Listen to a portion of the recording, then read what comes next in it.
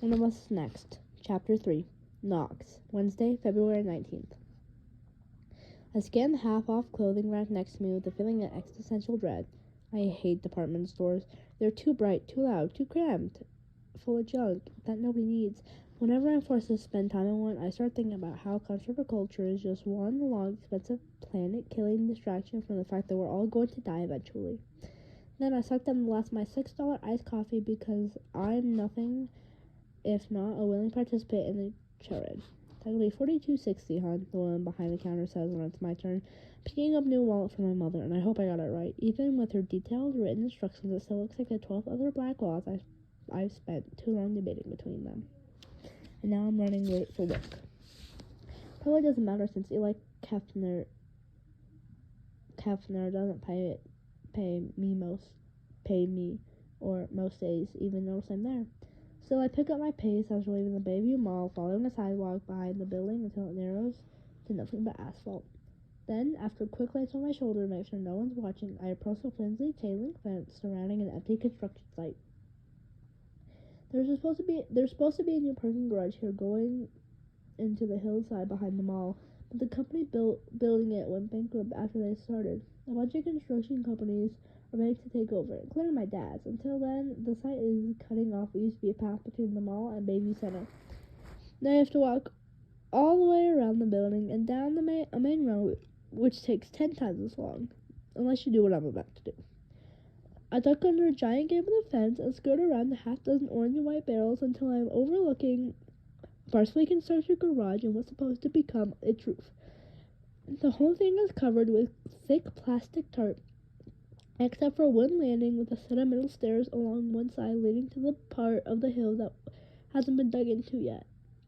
I don't know who at Bayview High first had the bright idea to jump the 5-foot drop onto the landing, but now it's a well-known shortcut from the mall to downtown, which, to be clear, my dad would kill me for taking. But he's not here, and even if he were, he pays less attention to me than Eli does. So I brace myself against one of the construction barrels and look down.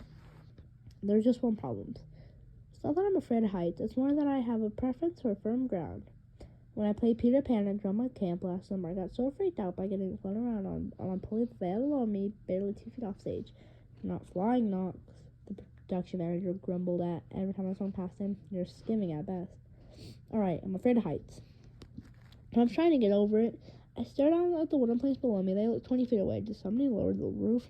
It's a great day for somebody to die. Just not me, I mutter. Like I'm Jack the Ripper, the most ruthless bounty hunter in Bounty Wars. Because the only way I can make this nervous hovering even more pathetic is to quote a video game character. I can't do it. Not a real jump, anyway. Sit at the edge and squeeze my eyes shut and push out so that I slither down the last few feet like a cowardly snake. That I land awkwardly, wincing on impact and stumbling across the uneven wood planks. Athletic, I am not. I manage to regain my balance and leap towards the stairs. The lightweight metal clangs loudly with every step I make.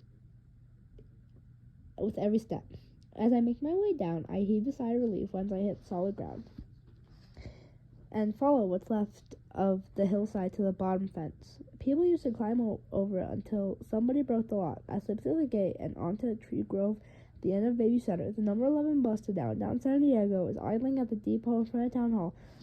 I track across the street to the still open doors. Made it with a minute to spare. I might get to until proven on time after all.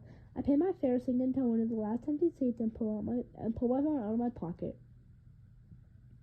There's a loud sniff beside me. Those things are practically out of your hands nowadays, aren't they? My grandson won't put his down. I suggested he leave it behind the last time I took him out to eat, and you would have thought I threatened to bodily harm him.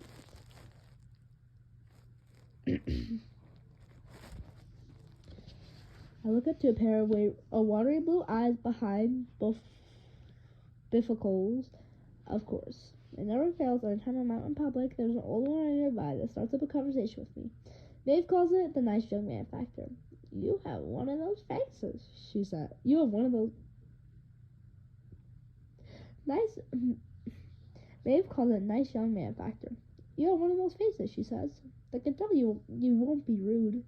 I call it the Knox Myers curse. Here's this bull irresistible to Octagons, invisible to girls at my own age. During the Cal State Fullerton season opener at Cafe Congo, Phoebe Lawton literally tripped over me to get to Brandon Weber when he sauntered at the end of the night. I shall keep scrolling and pretend I don't hear her, like Brandon would. What would Brandon do? It's a terrible life mantra. Since he's a soul-sucking waste of space who skates through life on good hair. Symmetrical features, the ability to throw a perfect spiral. But he also gets whatever he wants and is probably never trapped in an awkward, generic conversation. So yeah, selective hearing loss for the next 15 minutes would be the way to go. Instead I find myself saying, there's a word for that. Nomophobia. The fear of being without your phone. Is that right? Yes. Is that right? Yes, and now I've done it. The floodgates are open. By the time we reach downtown, I know all about her 6 grandkids and her hip replacement surgery. It's not until I get off the bus, a block from Eli's office, that I can go back to what I was doing on my phone in the first place. Checking to see if there's another text from whoever sent the Truth or Dare rules yesterday. I should pretend I never saw it. Everyone at Bayview High should. But we don't. After what happened with Simon, it's baked into our collective DNA to be morbidly fascinated with this stuff. Last night, while a bunch of us were supposed to be running lights for the spring play, we kept getting sidetracked by trying to guess who the unknown texter might be. The whole thing was probably a joke, though. It's 4 o'clock when I pushed through the doors of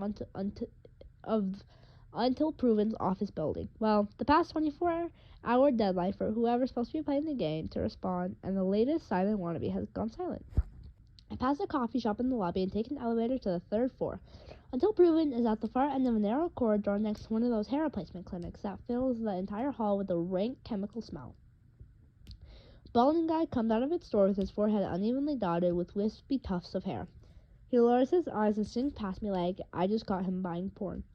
When I crack open Until Proven's doors, I'm immediately hit with the buzzing sound that too many people crammed into too small of a space. All of them talking at once. How many convictions?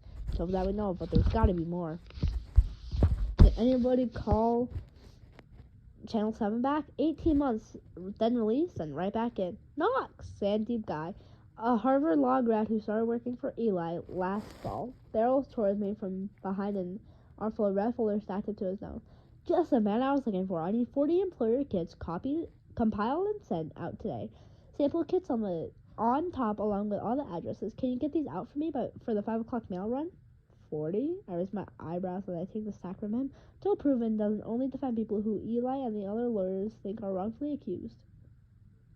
It also helps them find jobs after getting out of jail. So every once in a while I mail out folders full of resumes and cover letters about why hiring ex-goners, as Eli calls them, is good for business, but we're usually lucky. If one local company a week is interested, why so many? Publicity from the Justino case, Sandeep says, like that explains everything. When I still look confused, he asks, everyone turns into a concerned corporate citizen, and there's a chance for free PR. I should have guessed. Eli's been all over the news after proving a bunch of people convicted on drug charges have actually been blackmailed and afraid by San Diego Police Sergeant Carl Diaz-Janelle and 2 of his subordinates. They're all in jail awaiting trial, and Until Proven is working on getting the 40 convictions rehearsed. Last time Eli got this much press was for the Simon Kelleher case. But back then, Eli was the lead story on every news show after getting Nate McCauley out of jail. My dad's company hired Nate a couple of weeks later. He still works there, and now they're paying him to take college classes. After Bronwyn Rojas left for jail and Until Proven started looking for another high school intern, I figured Maeve would take it. She's tied with Eli, plus she's a big part of why Simon's plan unraveled in the first place. Nobody would have looked at Simon as anything except a victim if Maeve hadn't tracked down his secret online persona. Maeve didn't want the job. That's Bronwyn's thing, not mine, she said, and that voice she uses when she wants to end a conversation. So I applied, partly because it's interesting, but also because I wasn't exactly fighting off other job opportunities. My father tells anybody who will listen that Nate McCauley is one hell of a kid. Never bothered asking if I wanted to work at Myers Construction. To be fair, I suck at anything tolerated. I once wound up in the emergency room after hammering my thumb to a pulp when hanging a picture. But still, you could have asked. 5 o'clock, Sandeep repeats, cocking finger guns at me. He backs away toward his desk. I can count on you, right? I got it, I say, looking around for some empty space. My gaze lands on Eli, who's the only person out until proven who gets an entire desk to himself. It's stacked so high with folders that when he conquers his floor while talking on the phone, all you can see is his mad scientist hair. By some miracle, the table behind him is empty. I head that way, hoping maybe I'll get a chance to talk with him. Eli fascinates me, not only because he's ridiculously good at his job, but because he's the guy you probably wouldn't look at twice if you passed in the street. And he's so confident, I don't know, magnetic or something. Now that I've worked with him for a few months, it doesn't surprise me that he has a gorgeous fiance, or that he manages to get people who are involved in criminal cases to spill all kinds of things they probably shouldn't. I want him to teach me his ways. Plus, it'd be great if he even learned my name. I haven't even made it halfway across the room, though, before Sandeep yells, "Eli, we need you in Winterfell." Eli rolls his chair back and peers around the folders. "In what?" "Winterfell," Sandeep says expectantly. Eli looks blank and clear my throat. "It's a small conference room," I say. Remember, Sandeep gave them names so we could tell them apart. The other one is, King's Landing. Sandeep, like me, is a huge Game of Thrones fan. So we named the rooms after the two locations in the story, but Eli's never read the books or seen an episode of the TV show, and the whole thing confuses the hell out of him. "All right, thank you." Eli nods distractingly at me and turns back to Sandeep. "What is wrong with you just saying the small conference room?" "We need you in Winterfell," Sandeep repeats, his voice edging into impatience. Eli stands with a sigh, and I get a wry smile as he passes. Progress. I spread my files across the empty conference table, lay my phone beside them, and start assembling employer packets. As soon as I do, my phone starts buzzing with a string of texts from, of course, my sister. I have 4 of them, all older than me, with all K names. Kristen, Katie, Kelsey, and Kara. We're like the Kardashians, except without any money. My sister will start a group conversation about anything. Birthdays, TV shows, current boyfriends or girlfriends, exes, me. Frequently, it's a nightmare when they all start caring about my love life or my future at once. "Knox, what happened with Maeve? She was so nice." "Knox, who are you taking to prom?" "Knox, are you thinking about colleges yet? Next year will be here before you know it." This time I'm talking about Kitty's surprise engagement on Valentine's Day. She'll be the first Myers to get married, so there's a lot to discuss. They go quiet eventually, and I'm halfway through the package when another text comes in. I glance not expecting to see one of my sister's name, probably Kristen, because she has to have the last words and everything, but it's a private number. No response from our first player. That means you forfeit. I expected better from you, Phoebe Lawton. No fun at all. I get to reveal your secrets, and true about that style. Crap. I guess this is really happening. Though, how bad could it be? Simon never bothered featuring Phoebe on About That because she's an open book. She hooks up a lot, but she doesn't cheat on people or break them up. She's one of those girls who fits easily between very few high social groups, like the invisible boundaries that keep most of us apart don't apply to her. Pretty sure there's nothing anyone could say about Phoebe that we don't already know. Read off Slinger for a while. The anonymous texter trying to build suspense, and even though I know I shouldn't take the bait, my pulse speeds up. I kind of hate myself for it. I'm about to put my phone face down when a text finally appears. Phoebe slept with her sister Emma's boyfriend. Hold up. What? I look around the until proven office like I'm expecting some kind of group reaction. Sometimes I forget I'm the only high school student here.